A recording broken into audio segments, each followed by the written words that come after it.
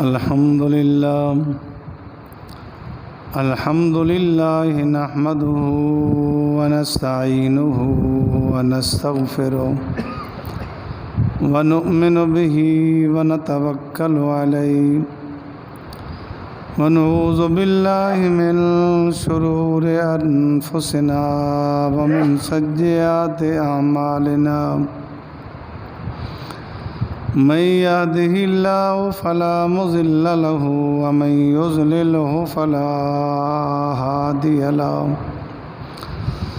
ونشهد أن لا إله إلا الله وحده لا شريك له ونشهد أن محمدًا عبده ورسوله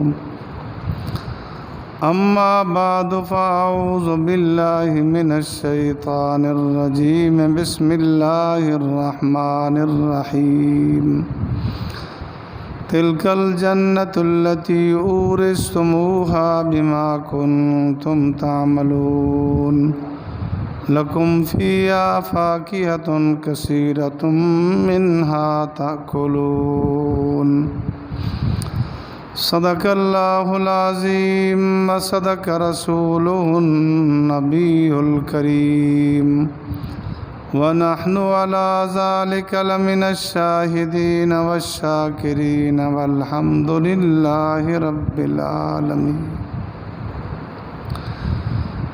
دوستو اور بزرگوں، اللہ رب العالمین کی مطہر منور کلام میں سے کچھ حصہ تلاوت کیا ہے۔ دعا فرمائیں اللہ رب العالمین صحیح عرض کرنے کی توفیق نصیب فرمائے۔ اس کے بعد اللہ رب العالمین پوری کائنات کو عمل کرنے کی توفیق نصیب فرمائے۔ گزشتہ جمعہ پر جنت اور اعمال جنت کے متعلق عرض کیا تھا کہ جنت اللہ نے پیدا کر دی ہے، اعمال جنت سے مزید جنت سجے گی۔ جنت کے کچھ مناظر عرض کیے جائیں گے کہ جنت مقام ہی عجیب اور غریب ہے۔ جس طرح کہا جاتا ہے کہ بڑا ہی دلکش اور دل فریب مقام ہے۔ مسلمان جتنا ہی اعمال میں کوشش کر رہے، اللہ کی رضا کے بعد مقصد حصول جنت ہے۔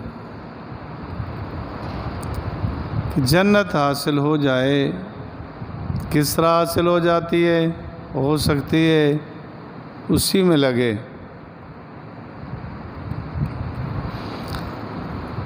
یاد رکھیں، قبر، حشر، جنت اور جہنم کے احوال کسی طرح معلوم نہیں ہو سکتے مگر صرف وحی ہے جس کے ذریعے سے معلوم ہو سکتا ہے۔ ذریعہ اور راستہ صرف اللہ کے رسول ہے کہ اللہ کے رسول علیہ السلام وہ امت کو بتا گئے۔ اس امت کو آپ علیہ السلام نے بتلایا، اس لیے کہ قبر یا حشر ہے، جنت جہنم کے مقامات ہیں، پوشیدہ چیزیں ہیں، غائب ہے، اور غائب کا علم صرف اللہ کو ہے اور کسی کو نہیں۔ آپ علیہ السلام نے جو بتلایا ہے، خود اللہ رب العالمین ارشاد فرماتے ہیں ذالک من انباء الغیب نوحیہ الیک، کہ ہم نے غیب کی خبریں حضور علیہ السلام کو بتلائی۔ غیب کی اطلاع آپ کو ہو گئی، آپ نے امت کو بتایا، اور حضور علیہ الصلوۃ والسلام نے جو بتلایا وہ 100% سچ بتلایا، ذرا برابر بھی اس میں کوئی شک نہیں۔ جو شک کرے گا خود ڈوبے گا، مرے گا، جو یقین کرے گا وہی نجات پائے گا اور جنت حاصل کرے گا۔ تو حضور علیہ الصلوۃ والسلام نے بتلائی ہے کہ جنت ہے، اور کیسی جنت ہے؟ عالی شان مقامات ہیں، مقام ہے، مکان ہے۔ دنیا میں ایمان والوں ان کا تصور نہیں ہو سکتا۔ کیسے ہوں گے؟ جب کہ آپ علیہ الصلوۃ والسلام نے واضح بتلا دیا ہے کہ وہ ایسے مکان ہیں ما لا عین رأت ولا اذن سمعت ولا خطر علی قلب بشر، کسی دل میں کبھی کھٹکا ہی نہیں۔ ایسی ایسی نعمتیں، ایسے ایسے مکان، ایسے ایسے اللہ تعالیٰ نے عالی شان مقامات بنا دیے کہ وہاں جانے کے بعد پتہ چلے گا۔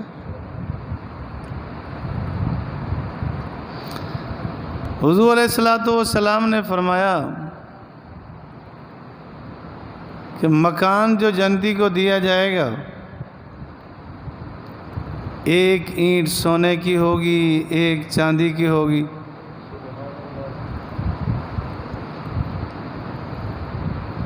جواہرات سے جڑے ہوئے ہوں گے،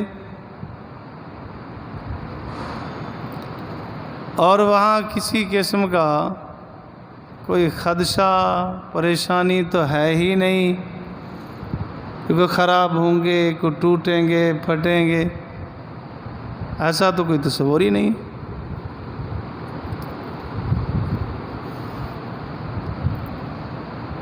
حضور علیہ الصلوۃ والسلام نے فرمایا ہے کہ جنت میں دودھ کی نہریں چلیں گی، اور 100% پکی اور سچی بات ہے۔ قرآن پاک میں اللہ رب العالمین نے دودھ کی تعریف کی ہے، لبناً خالصا سائغا للشاربین، خالص دودھ ہوگا۔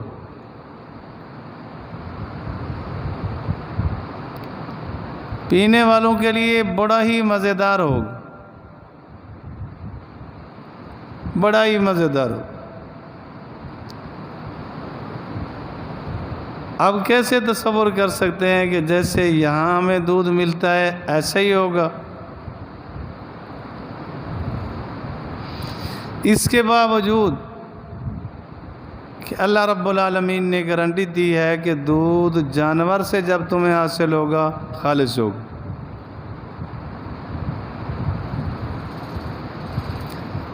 جبکہ جہاں دودھ ہے ایک طرف خون کی نالی ہے، خون کی آمیزش نہیں ہوگی، کسی علائش ملائش کا اس میں اثر نہیں ہوگا، دودھ ملے گا خالص ہی۔ آگے خالص رہنے دیا جائے یا نہ رہنے دیا جائے، یہ انسان کا کام۔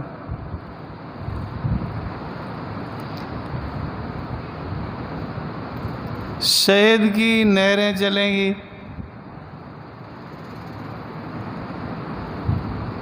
یہاں تو خالص شہد دیکھنے کو ترس گئے،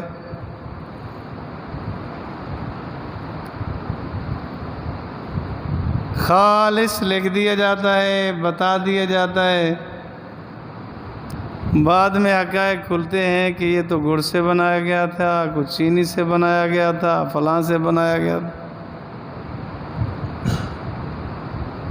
لیکن جنت میں نہریں چلیں گی اور خالص چلیں گی۔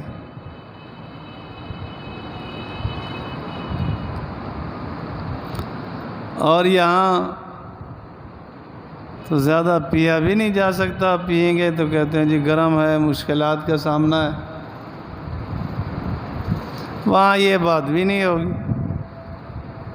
جتنا پئیں گے پی جائے، پرواہ نہیں۔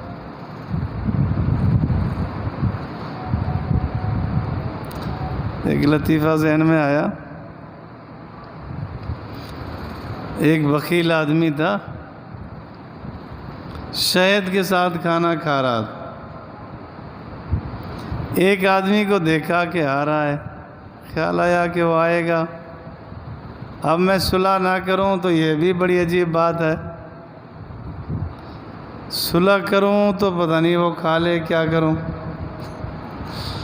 تو اس نے نا جلدی سے کھانا چھپا دیا، شہد سامنے رکھا، وہ آ گیا، انہوں نے کہا جی بس وہ کھانا تو ختم ہو گیا ہے، اب شہد ہے۔ انہوں نے کہا ماشاءاللہ شہد بھی نعمت ہے، سبحان اللہ۔ اس نے چاٹنا کھانا شروع کر دیا، اس سے خیال آیا یہ تو شاید مولوی لگتا ہے، سارا کھا جائے گا۔ تو کہنے لگا آپ کو پتہ ہے نا کہ شہد بہت گرم ہوتا ہے، یہ بہت گرم ہوتا ہے، یہ دل کو جلا دیتا ہے۔ اس نے کہا اللہ اور اللہ کے رسول نے شفا بتایا ہے، جلائے گا تو تمہارے دل کو، ہمارے کو نہیں۔ تو یہاں یہ خدشات بھی ہیں، جنت میں تو یہ بھی نہیں ہوگا۔ قبر میں جانے کے بعد قبر میں کیا حالات پیش آتے ہیں یہاں دنیا میں کسی کو پتہ نہیں ہے، بس اتنا ہی پتہ ہے جتنا حضور نے بتلایا، ویسے کوئی اطلاع نہیں پا سکتا، کوئی اطلاع نہیں پا سکتا۔ مفتی اعظم مفتی شفیع صاحب رحمۃ اللہ علیہ نے ایک واقعہ بیان فرمایا ہے کہ ایک بزرگ فرمانے لگے کہ جب میرا انتقال ہو نا، مجھے کاغذ قلم دے دینا، میں وہاں سے یہاں کے حالات لکھ کے وہاں بھیج دوں گا، اگلے دن تم قبر سے لے لینا۔ تو جب ان کا انتقال ہوا، انہوں نے اس وصیت پہ عمل کر ہی دیا، کاغذ قلم بھی کفن میں ساتھ رکھ دیا۔ مفتی صاحب فرماتے ہیں اگلے دن جو لوگ گئے نا تو قبر پر وہ کاغذ ملا، اس پر لکھا ہوا تھا کہ یہاں کے حالات دیکھنے والے ہیں، بتانے والے نہیں ہیں۔ تو جو جاتا ہے وہ اس کو پتہ ہوتا ہے کیا بیت رہی ہے، کیا گزرتی ہے، پیچھے والوں کو بتایا نہیں جا سکتا کہ قبر میں کیا کچھ ہوتا ہے۔ حضور علیہ الصلوۃ والسلام نے بتایا،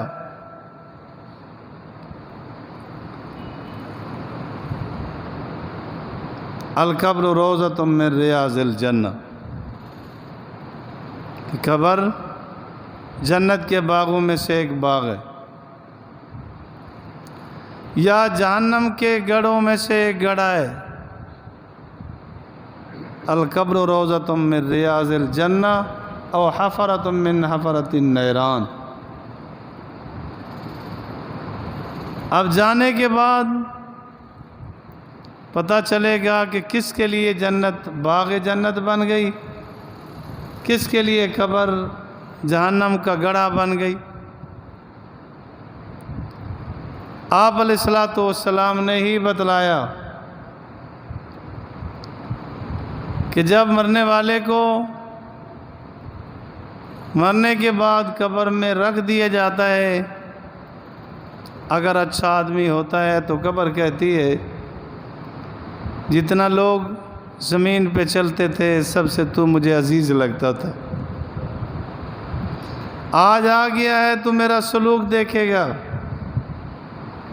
تا حد نگاہ قبر فراخ ہو جاتی ہے، کھل جاتی۔ استغفر اللہ العظیم، جس کے اعمال اچھے نہیں ہوتے، قبر کہتی ہے جتنا لوگ چلتے تھے سب سے تو مجھے برا لگتا تھا، آج تو آیا ہے میرا سلوک دیکھے گا۔ پھر قبر اسے بھیجتی ہے۔ آپ علیہ السلام نے اس کا نقشہ دکھایا، ایک ہاتھ مبارک کی انگلیاں دوسرے میں ڈالی، دوسرے کی دوسرے میں ڈالی، اور فرمایا جب قبر بھیجتی ہے تو ادھر کی پسلیاں ادھر ہو جاتی ہیں، ادھر کی ادھر ہو جاتی ہیں، چیخ و پکار ہوتی ہے۔ ثقلین کے علاوہ جن و انسان کے علاوہ باقی سن لیتے۔ تو یہ قبر کے حالات، قبر کی کیفیات حضور علیہ السلام نے بتلائی، صادق المصدوق سچے نبی نے بتائی ہے، تو سچ بتائی۔ فرمایا منکر نکیر آ جاتے ہیں، سوال کرتے ہیں من ربک، ما دینک، من نبیک، ما تقول ھذہ الرجل، اللہ کے بارے میں سوال کرتے ہیں، دین کے بارے میں پوچھتے ہیں، ما تقول ھذہ الرجل، حضور علیہ السلام کے متعلق تو کیا کہتا ہے؟ تو اس زندگی میں اپنے آپ کو سنوارا ہوگا تو جواب صحیح دے گا۔ جواب اس وقت صحیح آتا ہے کہ جب دل دماغ میں ٹکا ہوا ہو۔ چل چلو والا سوال یاد بھی کیا ہو، جواب یاد بھی کیا ہو، وہ بھول بھال جاتا ہے۔ جس پر محنت کر رکھی ہوگی، دل دماغ میں اس کو جگہ دی ہوگی، وہ کام آئے گا۔ تو قبر حشر کے حالات حضور علیہ السلام نے بتلائے ہیں، ان پر ایمان رکھنا ایسا ہی ضروری ہے جیسے نماز کو نماز کہنا، ماننا ایمان کا حصہ ہے۔ جیسے نماز کا منکر دائرہ اسلام سے خارج ہو جائے گا، اللہ فرماتے ہیں النار یعرضون علیہا، فرعون کے متعلق آیا کہ اس کو جہنم میں رکھا جاتا ہے قبر میں، اور اس پر عذاب آتا ہے۔ تو ایسی چیزوں کا انکار بھی نہ کرنا۔ حوادثات کا دور ہے، اپنے ایمان کو بچاؤ۔ جنت اللہ رب العالمین کا اعلیٰ مقام ہے۔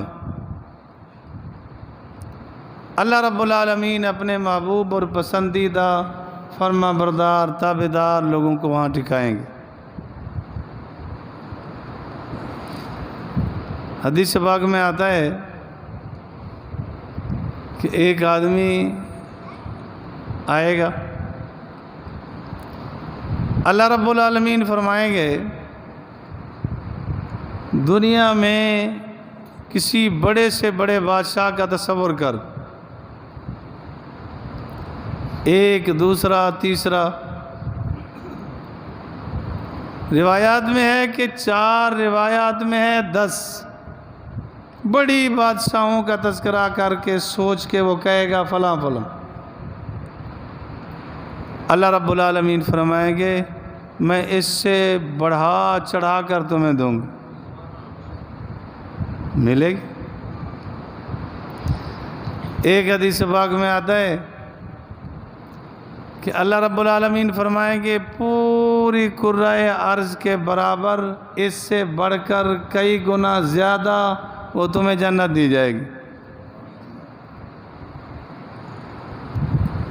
جنت عظیم مقام ہے، اس کے لیے کچھ کوشش چاہیے۔ ایک بزرگ سے کسی نے پوچھا، حضرت جی جنت کا کوئی تذکرہ فرمائیں۔ فرمانے لگے جنت تو 2 قدم ہے، جنت 2 قدم ہے۔ ذرا اپنے دل دماغ میں بھی جھانکیں، ہم بھی کہہ سکتے ہیں۔ وہ فرمانے لگے کہ جنت 2 قدم ہے۔ عرض کیا حضرت جی کیسے؟ فرمایا 1 قدم اپنی خواہشات پہ رکھ لے، دوسرا قدم جنت میں رکھ لے۔ اپنی مرضیات کو قربان کر دے، شریعت کے تابع ہو جائے۔ اپنی خواہشات کو چھوڑ دے،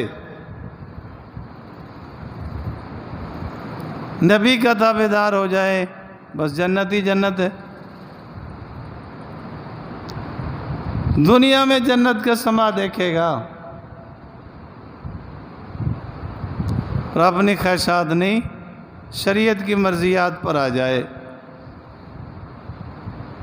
ہر لمحہ اس پہ غور کرے۔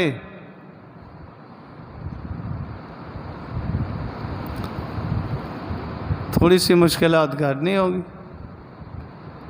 حدیث پاک میں آتا ہے، حجبت الجنات بالمکارہ وحجبت النار بالشہوات۔ اللہ رب العالمین نے فرمایا کہ جبرائیل جاؤ ذرا جنت کو دیکھ کے آؤ۔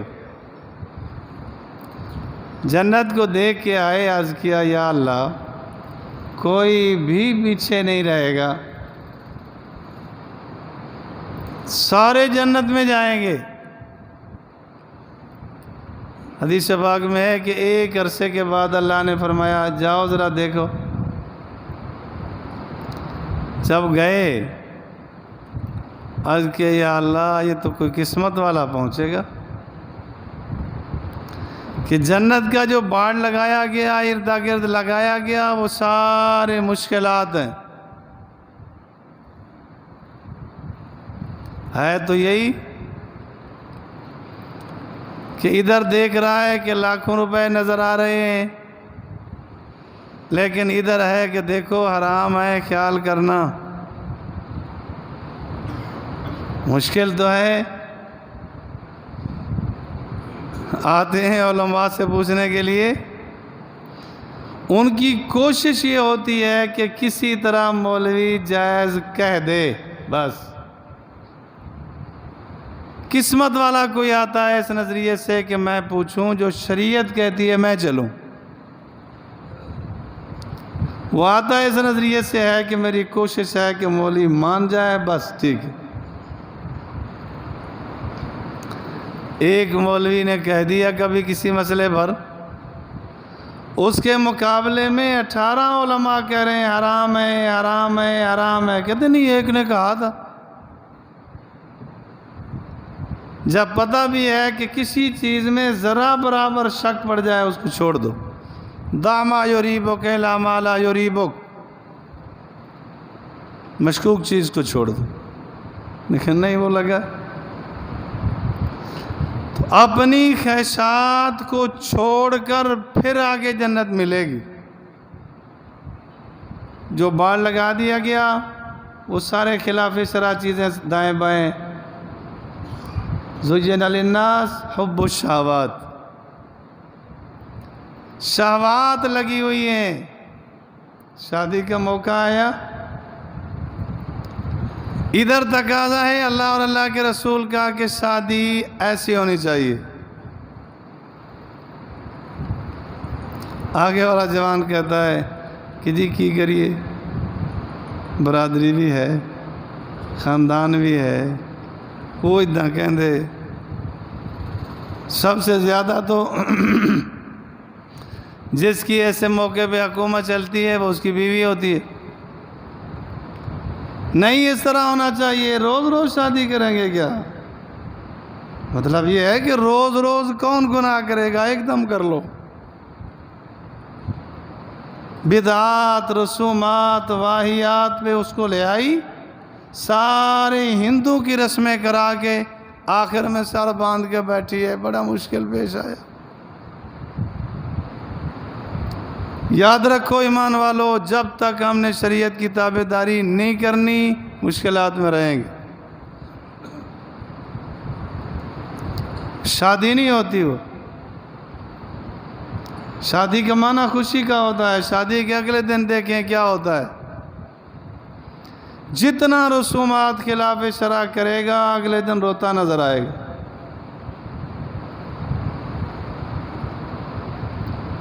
اور اگر ایک ناراض ہو جاتا ہے، اس کو راضی کرنے کے لیے لاکھ جتن کیے جاتے ہیں، اللہ ناراض ہو جائے، اللہ کے رسول ناراض ہو جائے، پرواہ نہیں ہوتی۔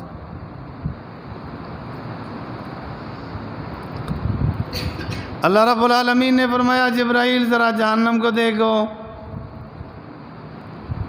جب دیکھی عرض کیا یا اللہ کوئی بھی نہیں جائے گا، ایسی مشکل جگہ ہے۔ ایک عرصے کے بعد اللہ نے فرمایا آپ دیکھو۔ دیکھنے کے بعد عرض کیا یا اللہ کوئی قسمت والا بچ سکے گا؟ سارے شہوات تو اس کے ارد گرد لگے ہوئے ہیں، سود وہاں، رشوت وہاں، ہر قسم کی عیاشی وہاں۔ یہی تو باطل نے سوچا کہ اسلام سے دور کرنا چاہتے ہو، شہوات کو پھیلا دو،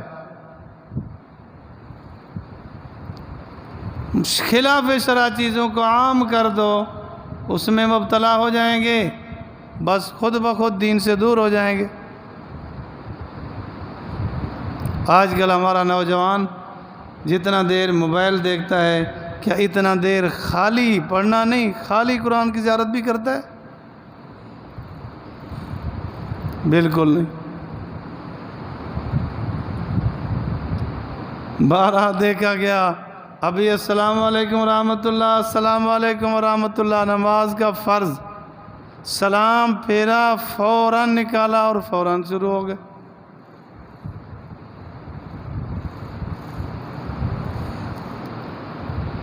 تو جنت بھی ہے، جہنم بھی ہے۔ جنت بھی بنے گی اعمال سے، جہنم بھی بنے گی اعمال سے۔ جنت کے اعمال متعین ہیں کہ یہ کرو گے جنت جاؤ گے، جہنم کے اعمال متعین ہیں وہ کرو گے جہنم کی راہ کھلے گی، اس کی طرف جائیں گے۔ تو جنت اللہ رب العالمین کے رحمت کا مقام ہے، اللہ کا فضل، اللہ کی عنایت ہوگی۔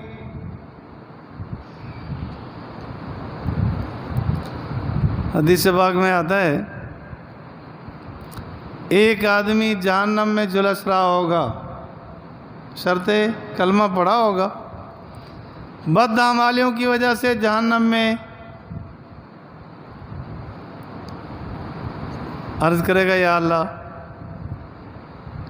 اس سے تھوڑا کنارے پر کر دیں۔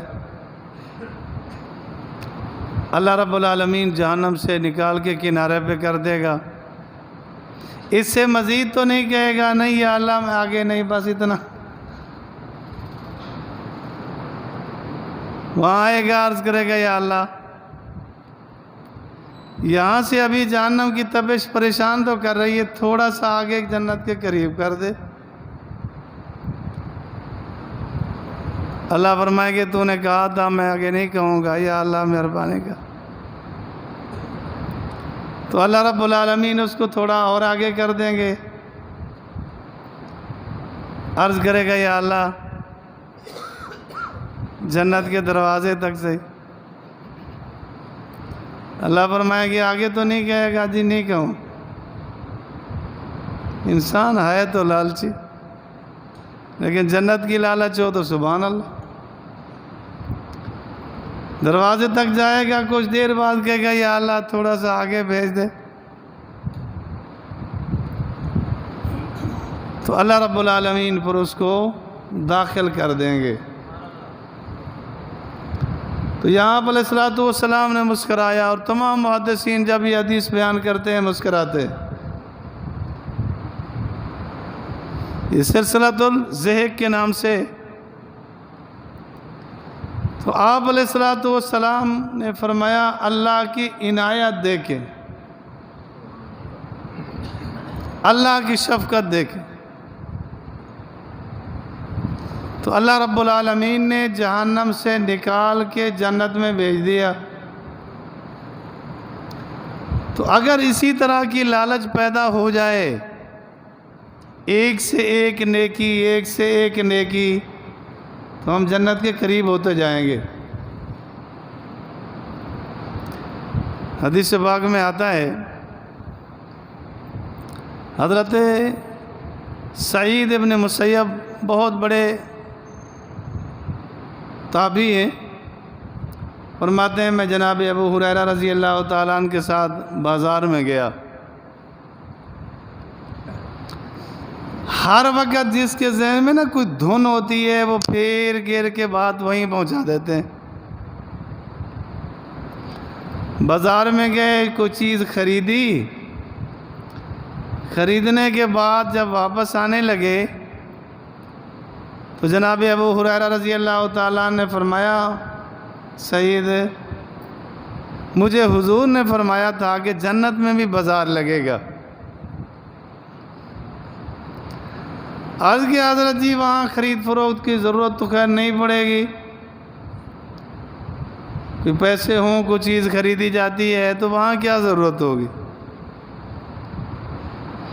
فرمایا اللہ تعالیٰ بازار لگائیں گے، جنتیوں کو بلائیں گے کہ آ جاؤ بازار کی طرف آ جاؤ۔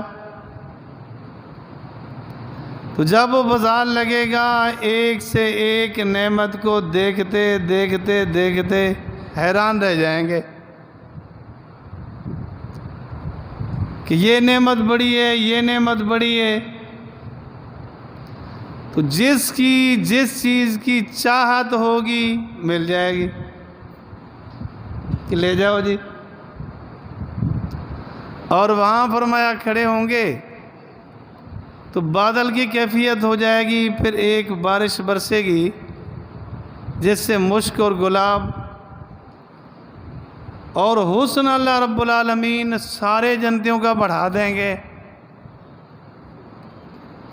جب واپس گھر آئیں گے، حوریں بھی ہوں گی، یہاں دنیا کی بیوی بھی مقدر ہوگی تو وہ بھی وہاں ہوگی۔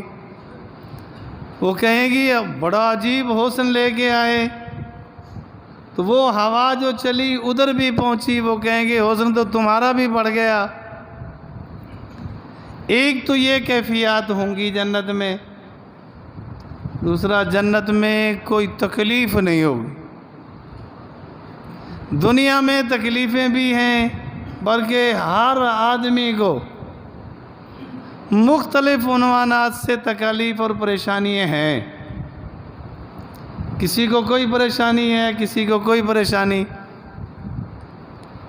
ایک جگہ میں گیا تو ایک صاحب کہنے لگے کہ جی آپ بیان میں کہہ رہے تھے ہر آدمی کو پریشانی ہے، طالب علم کو کیا پریشانی ہوتی ہے؟ میں نے کہا اس سے پوچھو جب سبق یاد نہ ہو، استاد کی طرف جانے کا وقت بھی آ جائے، اس سے پوچھو کیا بیتتی ہے۔ اس کا سانس اکھڑا ہوا ہوتا ہے کہ قاری صاحب پتہ نہیں کیا سلوک کریں میرے ساتھ، قاری صاحب آج بیٹھے بھی غصے میں ہے، پتہ نہیں۔ اس سے پوچھو کہ تکلیف ہو رہی ہے نہیں ہو رہی ہوتی۔ گھر سوتا سوتا یکدم آنکھ کھل جاتی ہے، رونے لگتا ہے، کہتے ہیں امی سبق یاد نہیں ہے، جلدی کرو میں نے جانا ہے۔ بہرحال کوئی نہ کوئی پرابلم، کوئی پریشانی۔ تو جنت میں کوئی پریشانی نہیں ہوگی۔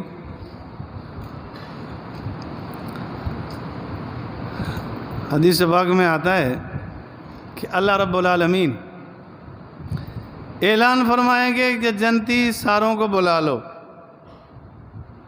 ایک اجتماع ہوگا، اکٹھے ہوں گے۔ آپ علیہ الصلوۃ والسلام نے فرمایا اس اجتماع کی مثال جمعہ سے سمجھو کہ جیسے جمعہ کا اجتماع ہوتا ہے، اکٹھے ہوتے ہیں، اس مناسبت سے وہاں سورج تو نہیں ہوگا کہ دنوں کی گنتی گنی جائے، اس مناسبت سے جیسے 8ویں دن جمعہ آتا ہے کہ یوں اجتماع ہوگا، اللہ کی بارگاہ میں حاضر ہوں گے، اللہ رب العالمین اعلان فرمائیں گے کوئی نعمت چاہیے، کوئی ایسی نعمت جو ابھی رہ گئی ہو وہ تمہیں ملے۔ علماء کرام فرماتے ہیں، مولانا تقی عثمانی صاحب کا بھی پڑھا اور علماء کا بھی، اس وقت بھی لوگ پریشان ہو کے علماء کی طرف رجوع کریں گے کہ وہ کون سی نعمت ہے جو ہم اللہ سے مانگیں وہ رہ گئی ہو۔ تو علماء فرمائیں گے کہ تم اللہ کا دیدار مانگو، اللہ کی زیارت مانگو، یہ نعمت ابھی رہ رہی ہے۔ تو اللہ کی بارگاہ میں عرض کیا گیا کہ یا اللہ اپنا دیدار کرا دے۔ تو اب کرسیاں لگائی جائیں گی، انبیاء کی کرسی ہوں گی، صحابہ تابعین اولیاء اللہ، ہر مسلمان جو جنت میں پہنچا ہوگا ان کے لیے کرسیاں لگیں گی، ایسے انداز سے کرسیاں لگی ہوں گی کہ کسی کے سامنے کوئی اوڈ اور رکاوٹ نہیں ہوگی۔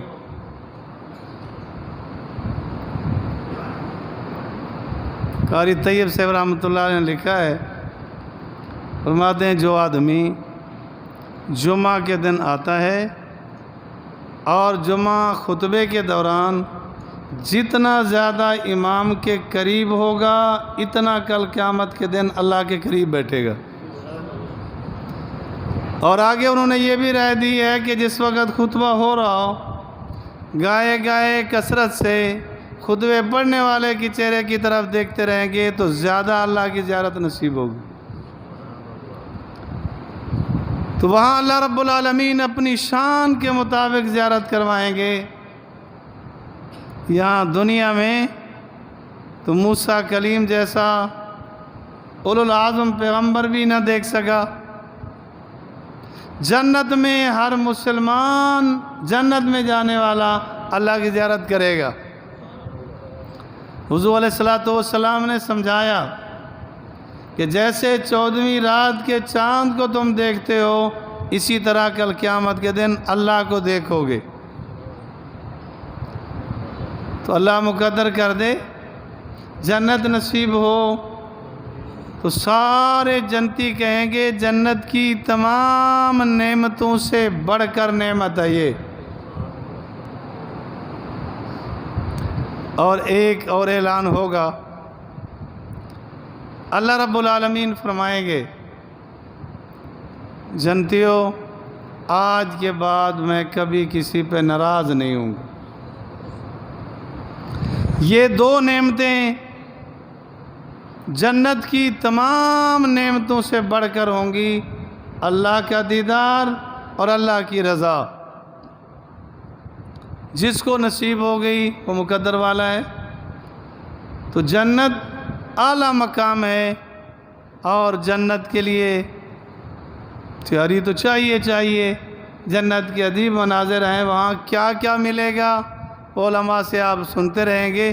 اللہ مجھے اور آپ کو جنت حاصل کرنے کی توفیق دے۔